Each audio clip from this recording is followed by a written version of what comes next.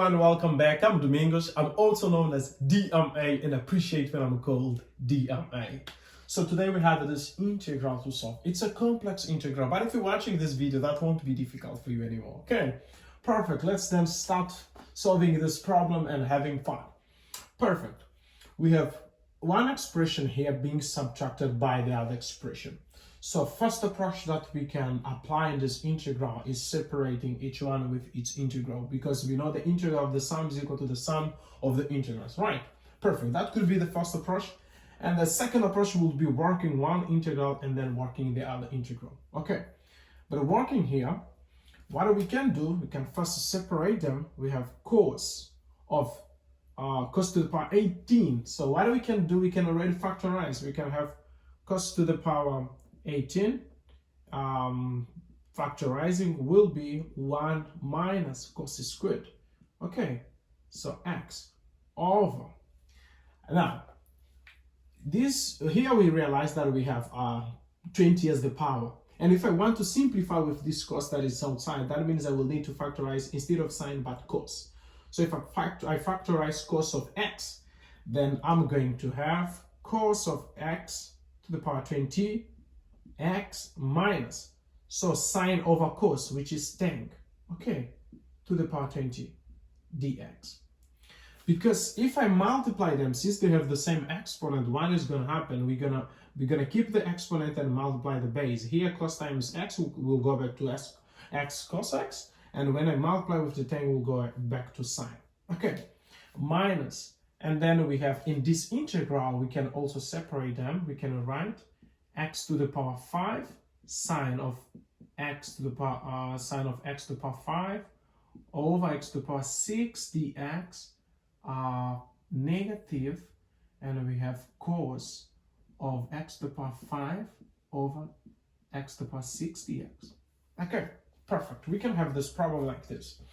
And this we can simplify. X to the power 5 with x to the power 6 can be simplified, and then we are left with x only in the denominator.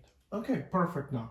And if we look here, this cos of x to the power 18 with cos of x to the power 20, or cos 20 of x, they can simplify as well. So if we simplify, then we will be left with cos squared. Okay, cos squared. This one is simplified. Cos squared. Now, cos squared is in denominator. We can send to be the numerator, the denominator of this expression. It goes up there. So if this is the case, then what is going to happen? This dividing one will be 1 over cos sec. So that means we're going to have sec squared of x. When cos squared divides, cos will be minus 1. So we're going to have this expression over x minus tan x to the power 20 dx minus integral sine of x to the power 5 over x dx. Okay, perfect. Okay, that's perfect. Now we have this integral again. Okay, for that integral, what we can do? We can simply apply by parts. So we're going to put minus integral 1 here. So we're going to call it integral 1 so that we apply by parts. Okay, if we apply by parts for the integral 1, we're going to consider our u as cos of x to the power 5. So if we find du, then that means we're going to differentiate this expression. We know that integral of sine is negative cos. That means the derivative of cos is negative sine. So we're derivating the argument, which is going to be 5x to the power 4, and it's going to be sine of this expression, sine to the power 5, but it's negative, okay? It's negative dx to show that we differentiate with respect to x. And then what is going to happen? It's missing dv. So my dv is the part that I didn't use, which is 1 over x to the power 6 dx. So that means my v, it's the integral of 1 over x to the power 6. So, which is going to be x to the power minus 5 over negative 5. Okay, perfect. So that's the first approach that we apply. And then we're going to apply the formula. Let's go back here. So if we look in this integral, I can consider this is integral 2 because we called it to be integral 1. Now for the integral 2, if we check the derivative of 10 is 6 squared and the derivative of x is 1, so why not let, in the integral 2, why not let x minus 10x to be equal to a? If I derivate, this is going to be 1, and this is going to be 6 squared, dx equal to dA. Okay, so if I factorize negative here, that means I can write it like this: 6 squared x minus 1, negative 1, negative outside here, so which I can also write here, minus dA. So this expression is the same of the one on top. So we have this expression dx, which is the one here, we can substitute by minus dA. So we're going to have integral of minus dA over, and here we know, we said it's a, so it's going to be a to the power 20, a to the power 20. So, which is the same as writing, the negative can come outside, so a to the power minus 20 dA. This is a standard, we can simply apply the formula, which is going to be minus plus 1 to the minus 20, so it's going to be minus 19 over minus 19.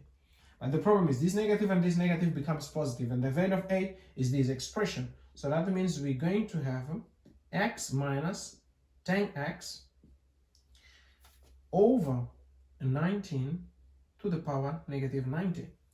So this integral, it's already done. It's just missing the second integral and this integral, which I'm saying is integral 1 that I'm applying by parts.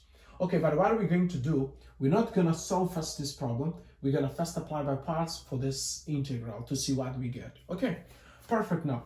So if we apply by parts here, we know for the integral 1, what is going to happen? We're going to have u times v. So in this case, we're going to have minus 1 over 5 times 1 over x to the power 5 minus integral v times du. Okay, perfect. So if we multiply v times du, what is going to happen? And this negative 5 and this negative 5 will be cancelled.